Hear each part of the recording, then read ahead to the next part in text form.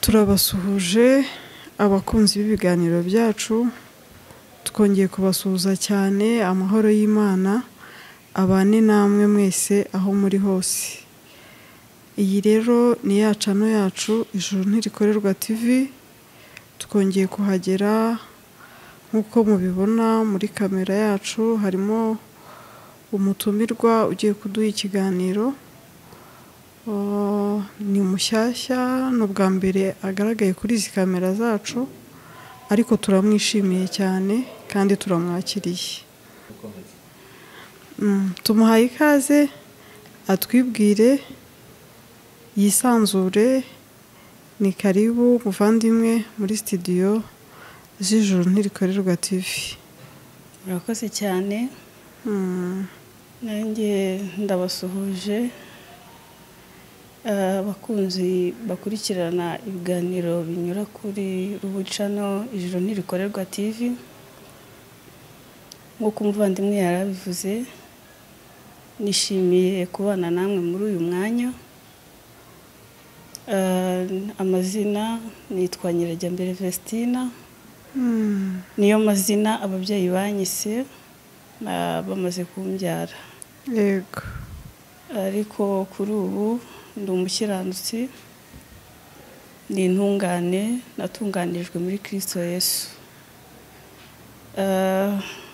Birumvikana ko uko mvuze ko ndi intungane, ubundi hatunganywa ikintu cyari cyanduye. Ariko kuko cyanduye nyine kigatunganwa, kigahinduka igitunganyijwe, akaba ariyo mpamvu ndi naha kugira ngo dusangire uko kuntu nari meze ntaratunganwa. Yego. Ndetse kandi tunasangire nuko ndi naratunganijwe nk'uko nari maze kubivuga. Yego, yego.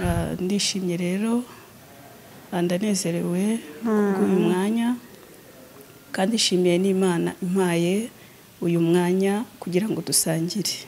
Amen. Ndagira ngo mvugeho cyane uko narindi, nk'uko nabivuze mu kanya.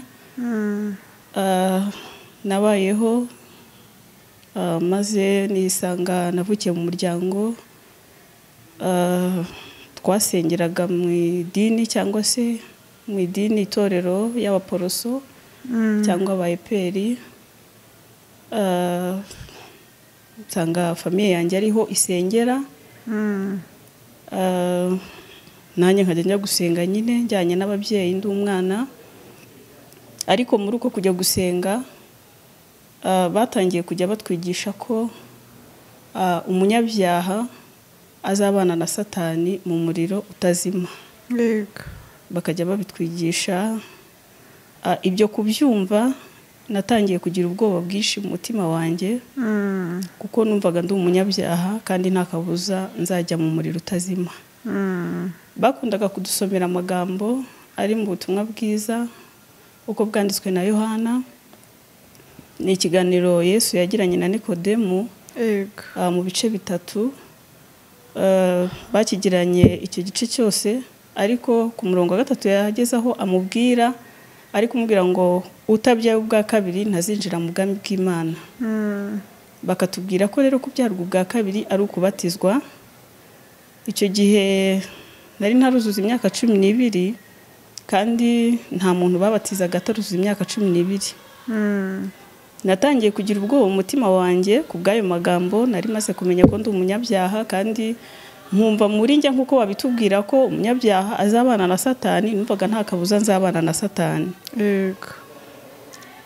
Mbimbera urugendo rurerure, nkajya numva afite ubwoba bwinshi mu mutima.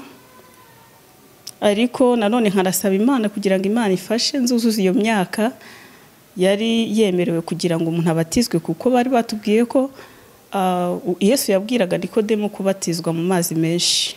Watekerezaga ko nugira iyo myaka ukabatizwa uzaba uvutse ubwa kabiri? Yego, nk'uko Yesu yabivugaga. Ariko kandi ntararengaho, ibyo bambwiraga niko bari babizi, ariko sinacyo Yesu yarashatse kuvuga. Yego, yego. Hagati aho mu myaka 12 ntarayuzuza, byabaye ngombwa ko njya muri ADPR ku bw'indi famiye nakurikiye yabaga muri ADPR. Noneho nkajya njya gusenga naho noneho nsanga n'ibindi bindi, nkasanga bavuga no mu ndimi, nkasanga banasenga nyine bakavuga mu ndimi, bakabwira n'abantu ibyaha byabo. Mbona ko hari wenda ngiye ahandi hantu nshobora gukirira icyo kibazo nari mfite mu mutima. Nari mfite ubwoba bwinshi cyane, nkajya nibaza se koko ntazajya mu muriro utazima, se koko nzarimbuka, se koko sinzabana n'Imana. Ariko nanone nkahumurizwa nuko nibwiraga ngo ahari ningera iyo myaka nkabatizwa nzabana n'Imana. Ubwo namaze kujya muri ADPR, hanyuma n'imyaka yari irimo irashyika, ndangije muri ADPR baranyakira, batangira kunyigisha. Hari inyigisho bita iz'igice umuntu yiga kugira ngo azabatizwe.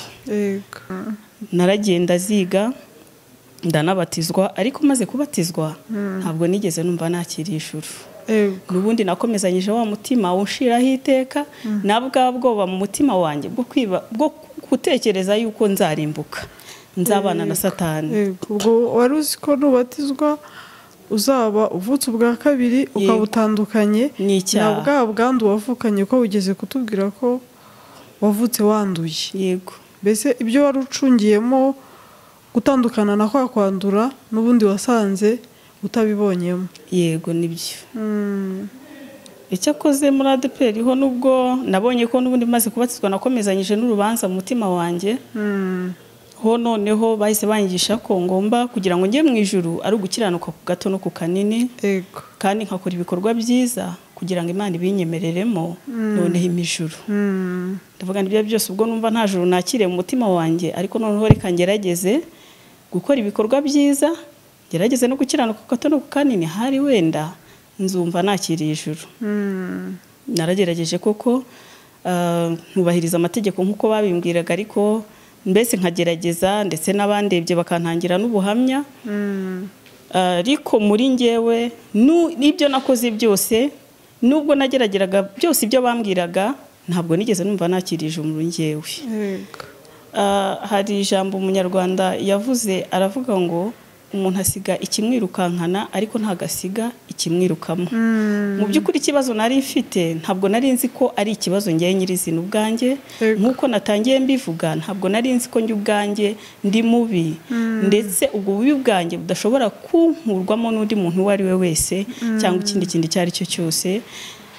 Nakomeje gutyo nkora ibishoboka byose, njya muri korali, uko niko nakomeje. Ubwo nari ndimo nanakura, nkomeza urugendo rwo gushakisha uburyo ki nakumva nakiriye ijuru nkazabana n'Imana. Ko niba hari ikintu natekerezaga nkumva ndababaye mu mutima wanjye, n'ukuntu nibazaga ese koko ntabwo nzajya mu ijuru. Umuntu aba abyumva mu mutima wiwe. Nkora ibishoboka, njya muri korali, nsenga amasengesho ashoboka n'adashoboka, nkora ibikorwa icyo ari cyo cyose gishoboka wari kumbwira nari kugikora kugira ngo numve ko nakiriye ijuru. Ariko mu by'ukuri ntabwo nigeze numva umutima wanjye unyemeje ko nazabana n'Imana. Nageze aho ngaho, tukiri aho kuba baragusabye ngo ukiranuke ku gato no ku kanini, ubwo ibyo byose byo kujya muri korali, kuba mu byo bakubwiye kujyamo, wumvaga ariko gukiranuka ku gato no ku kanini, cyangwa hari n'ibindi ku ruhande wakoraga muri rwa rwego rwo kugira ngo nyine wumve ko ukiranutse ku gato no ku kanini? Yego, urakoze. Ubundi iyo bakubwira ku gato no ku kanini, bakubwiraga ko ari ukubahiriza nyine amategeko, ntugatukane n'ibindi n'ibindi n'ibindi. Noneho kujya muri korali n'aya masengesho y'uburyo bwose, ni nka ya mirimo yose umuntu arundarunda nyine uyishakishiriza hirya no hino, kugira ngo wumve ko byibuze n'aha ngaha Imana yahandebera, ukubahiriza amategeko yahandebera, ahari se mu kuririmba naho iri buhandebere, ahari nimara amasengesho nkamara iminsi 5 ntarya nanywa, nabyo wenda Imana izabyibuka izabindeberaho. Ni muri ubwo buryo nabaga ndimo nkora hirya no hino kugira ngo ndebe ko mu mutima wanjye hari nakumva kikiriye ijuru, kugira ngo Imana ibishingireho numve ko nakiriye ibyiringiro byo kujya mu ijuru. Ariko mu by'ukuri nubwo ibyo byose nabikoraga, ntabwo nigeze numva ngize ibyiringiro byo kujya mu ijuru.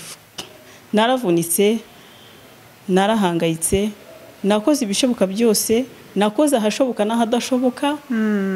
Ntabwo nzibagirwa igihe kimwe nigeze nkora amasengesho, nari narateguye ko nzakora amasengesho y'iminsi 7. Ndabyibuka nagiye ku musozi w'ahantu bita Kanyarira, mara amasengesho y'iminsi 4 ahantu mu buvumo, ahantu hose abantu bose barahazi, n'ahantu bita mu Rusesamanza. Impamvu nyivuze iki kintu nuko nashaka kukibagirwa. Yego. Kuko kubera ubwoba nari mfite nibaza nzajya mu ijuru gute. Ntari reka ntegura no masengesho y'iminsi 7. Ntarya ntanywa. Ibintu byose mbihagarike. Hari wenda Imana yabireba ikazabinyibukiraho. Ndabyibuka icyo gihe namaze iminsi 4 muri ubwo buvumo, bigeze nka 7 z'ijoro ku munsi wa 4 nzamuka umusozi bita Kanyarira nyine ko kizabonera hakuno. Narazamutse, iyo mbona wari kuvuga uti uriya muntu afite ibibazo byinshi pe. Byaramurenze. Ariko nta kindi kibazo nabaga mfite. Nabaga mbikora ndi kuvuga ati ahari wenda Mana iri burebe iki ngiki ingirire neza, numve ngize ibyiringiro byo kujya mu ijuru. Narazamutse uwo musozi, ndumva nawe utangiye nka 6 nawe nageze ku musozi hejuru nko mu masaa 9 z'ijoro. Nta muntu n'umwe nigeze mpura nawe. Narazamutse ngera Kanyarira hejuru. Habaga hajemo n'abandi, buri wese yabaga afite ibimuzanye. Ariko ujya kuzamuka wazamutse wenyine? Nazamutse njyenyine, saa 7 z'ijoro nageze nka saa 9 z'ijoro, nta muntu n'umwe nigeze mpura nawe. Abantu benshi cyane bakunda kujyayo gusenga.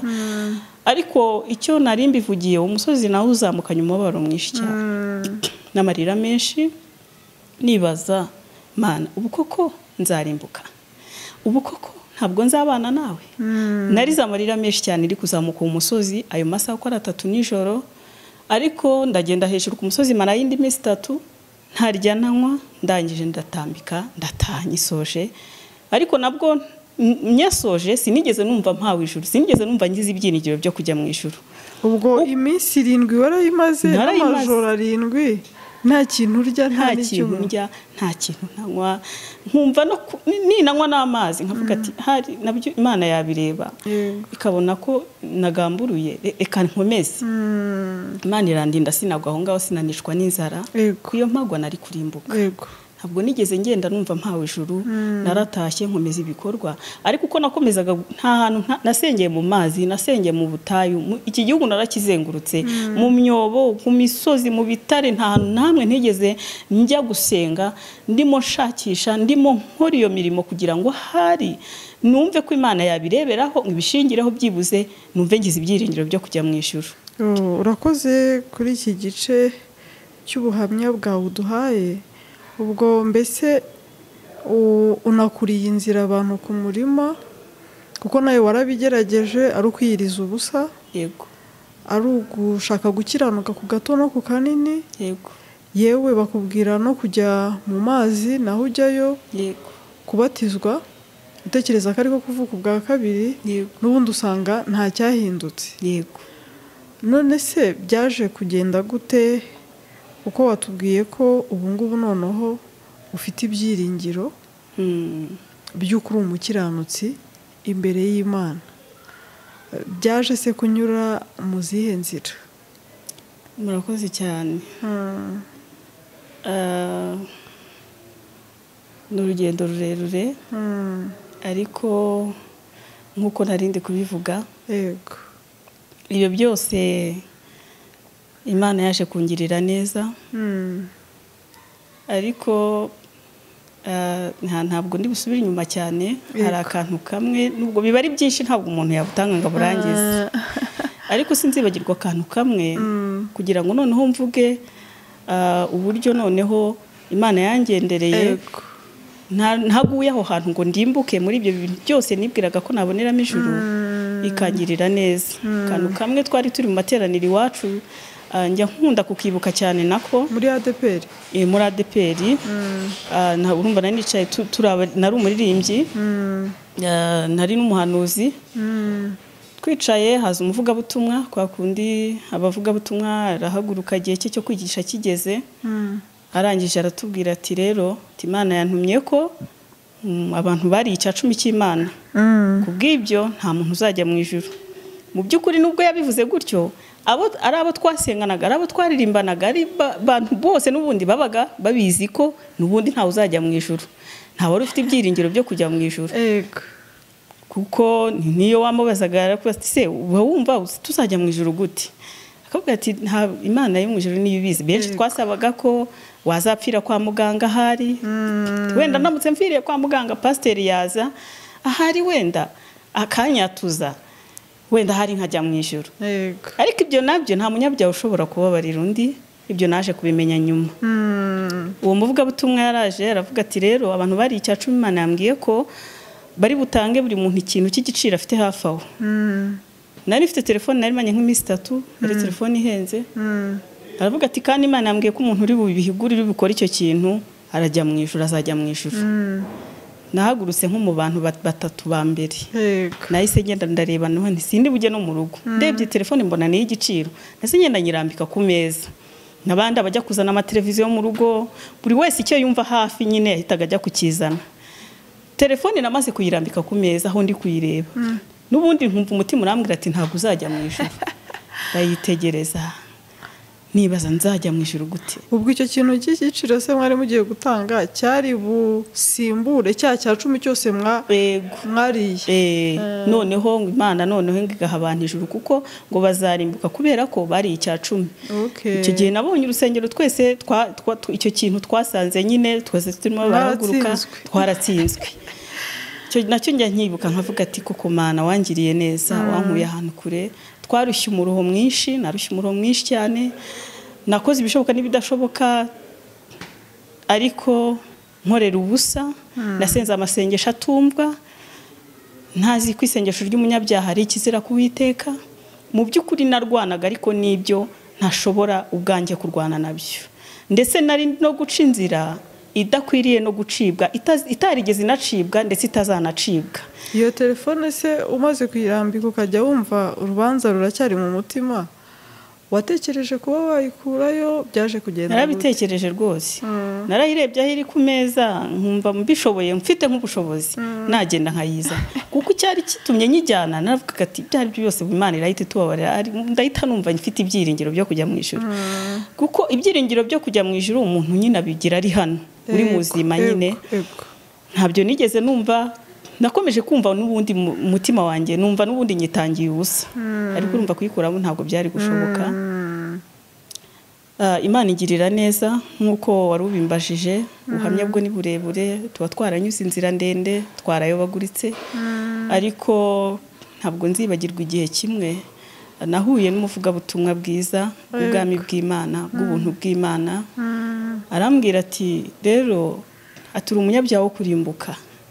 Ati kandi ambwira amagambo ari mu Itangiriro ibice 6:5. Arambwira ati Imana yo mu ijuru ihamya neza ko umuntu ari mubi imbere y'Imana ndetse iteka, kuko Imana yarabihamije, arayansomera ngaragariza ko kwibwira kwanjye n'ingeso zanjye n'ibyo umutima wanjye utekereza byose ari bibi ndetse iteka imbere y'Imana. Arambwira ati rero nta kintu na kimwe wakora kuko ubwawe uri umunyabyaha utakwikiza.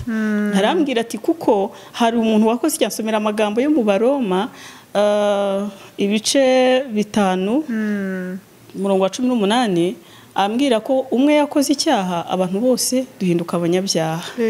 Arambwira ati ikibazo ufite rero wabaye umunyabyaha ukivuka, ati ntabwo wakwikiza icyo ngicyo. Arambwira ati uri umunyabyaha wo kurimbuka, ukeneye undi muntu kandi utarigeze akora icyaha, utarigeze no kumenya icyaha. Noneho urubanza rujya rwakomera mu mutima wanjye. Ariko ageze hepfo asomera nanone akomeje icyo gice, anyereka ko ngo hari nanone uwakoze icyo gukiranuka ngo cyahesheje abantu bose gutsindishirizwa bitwa abana b'Imana bakaba bakiranutse. Menya ko ndi umunyabyaha ariko waciriweho iteka udashobora no kubyikiza. Arambwira ati imirimo yawe, ingeso zawe, nta kintu na kimwe wakora cyaguhesha kwemerwa n'Imana. Arambwira ati iyo nzira ntabwo ishoboka, ntabwo iyo nzira yanyurwa. Arambwira ati rero hari umuntu wakoze noneho icyo gukiranuka cyaguhesheje kwitwa umukiranutsi, noneho ubu noneho Imana yarakwemeye, nta rubanza ukibarwaho. Arambwira asomera andi magambo yo mu Bakolosayi igice cya 2 umurongo wa 14. Arambwira ngo niwe wagucunguje, haravuga ngo niwe waducunguje amaraso ye ngo tubone kubabarirwa ibyaha. ndavuga ati Imana ishimwe. yego Koko rwa rugendo nagendaga rwo gushakishiriza ibyiza byose nuko bambwiye koko byari imfabusa. Hari umuntu burya wangiriye neza bene aka kageni ntarinzi, arambwira ati nukuri niko bimeze. Guhera ubwo ngubwo umucyo watashye mu mutima wanjye, noneho bwabwo banatangiye kera ndi umwana, sinzi aho bwanyuze, sinzi aho bwagiye. Umucyo watashye mu mutima wanjye, ibyiringiro numva bitashye mu mutima wanjye. Anyereka amagambo ari mu Bakorinto ba 2:5-19 handitse ngo kuko muri Kristo ari Imana yiyongeye n'abari mu isi ngo ntiyabikibabare ibicumuro byabo. yego Menya ko Imana yiyunze nanjye muri Kristo Yesu. Menya ko nari nkeneye Yesu n'ibyiza yakoze. Arambwira ngo birya byose Yesu yakoreye hano mu isi ngo niwe yabikoreraga. Kandi ibyo birahagije kugira ngo biguhuze n'Imana, ko n'ubundi yaraje nk'umuhuza wawe n'Imana. Arambwira ati kuko wowe ntaho washakira Imana, wowe nta burenganzira ufite bwo kuba wari gukora kugira ngo ibyo ukora Imana ibishingireho ikwemere. Ahubwo wari ukeneye undi muntu nyine utarigeze kumenya icyaha nk'uko ijambo ry'Imana ryabigaragaje. Nakiriye ibyo bintu bitaha mu mutima wanjye, numva ndizeye umutima wanjye. Noneho numva bwa bwoba nari mfite nibaza ngo ubuse kuko nzarimbuka. Numva burarangiye, numva burashitse, numva noneho umucyo noneho utashye mu mutima wanjye. Uhereye ubwo ngo noneho ngira ibyiringiro, ariko noneho ibyiringiro bifite ubugingo. Noneho gucirwaho iteka sinzi yo kwagiye. Numva mu mutima wanjye ngize amahoro menshi, amahoro atemba nk'ubuzi. Ubu noneho ufite ibyiringiro bifite ubugingo, ariko ibyiringiro ntakomora mu byo ngiye nakoze, ahubwo ni ibyiringiro bikomoka mu byo Kristo yankoreye. Abikora kugira ngo bimbarweho nimbyizera, hanyuma bimbarweho nindangiza noneho ngira ibyiringiro byo kujya mu ijuru. Uko niko nakize, uko niko nabohotse. Nkuko natangiye mbivuga ngo ndi intungane, uko nari nanduye cyagiye mfite ubwoba ndimo shakishiriza mu bikorwa byanjye. Ubu noneho ntabwo nahindutse noneho intungane, narabimenye ko natunganijwe muri Kristo Yesu. Noneho menya ko ndi umwana w'Imana bidasubirwaho. Noneho menya ko ndi umukiranutsi. Noneho menya neza ko ubugingo bwanjye nta kurimbuka, ahubwo nzabana n'Imana iteka, ariko mbikesha amaraso ya Kristo yamenetse kugira ngo ambarweho ibyaha byanjye mbibabarirwe, nindangiza bo mukiranutsi nzabane n'Imana, cyane ko Imana itazabana n'abanyabyaha ahubwo izabana n'abakiranutsi. amen amen. Ewe ubuhamya bwawe ni bwiza rwose, tugushimiye Imana. Ariko ubu yenda hari benshi bari kubwumva bakaba yenda bakwibaza batese aho amaze kwizerera Kristo agahinduka umukiranutsi ariko ku bwa Yesu, noneho ya mirimo myiza yakoraga, ese hari ediyo wakoze mbere yuko wizera, hari agaciro mbese ifite imbere y'Imana? Ese nyuma yo kwizera wakomeje kugira rya shyaka ry'imirimo myiza? Icyo ni kimwe. Hari n'ikindi, hari ukuntu abantu bakunda kuvuga, yakumva umuhaye ubuhamya bw'ukuntu wabaye umukiranutsi kubera Yesu, agahita avuga none se ngo twikorere ibyaha ngo ubuntu busage. Abo bantu bari kutwumva bafite ibyo bibazo bibiri, wababwira iki? Murakoze cyane. Icya mbere, kuba naramenye ko nabaye umukiranutsi, uko nabivuze, isengesho ry'umunyabyaha kizira kuwiteka. Mu by'ukuri imirimo ibyo nakoze byose ntarizera byari imfabusa.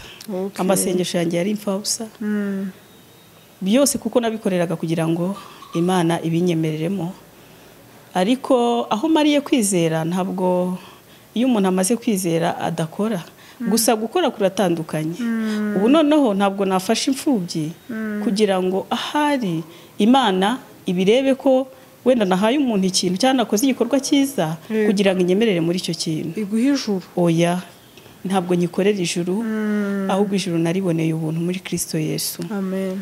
Ahubwo bya bikorwa ndabikora nyine nk'ibinkwiriye nyine gukora neza, ariko simbikorera kugira ngo Imana ibireberemo hanyuma imijuru. Ikindi, kuri icyo kintu cyo kuvuga ngo umuntu amaze kwizera ngo yakora ibyaha, hari ijambo ritwereka ko igiti cyiza ntabwo gishobora kwera imbuto mbi, kandi n'igiti kibi nyine cyera imbuto mbi. Amazi meza, isoko nziza ntishobora kuvamo amazi mabi, ariko isoko mbi nayo nyine ntiyavamo ivamo ameza. Urumva rero kuba ndi umukiranutsi, naramaze kumenya ko ndi umukiranutsi ku bwa Yesu, afite kamere y'Imana, ntabwo nakora ibyaha, ahubwo kuri ubu ngubu sinjye uriho, ahubwo ni Kristo uriho muri njyewe. Amen. Yego ni ukorera muri njyewe, nta mwanya w'ibyo bindi nshobora kubona, kubu sinjyewe wigenga, ahubwo mba numva narabaye icyaremwe gishya pe. Yego muvandimwe, murakoze cyane. Sinzi niba yenda mu minota nk'ibiri dusoza wagira nk'ikintu ubwira abaduteze amatwi, yenda se kumbuza kuba nabo bibyaremwe bishya nk'uko byakugendekeye, kuba se wabakurira inzira ku murima, yego, kw'ibikorwa byiza bakora nubwo babikora ariko kubera ko babikora bataramenywa n'Imana nabyo bitaba bizwi.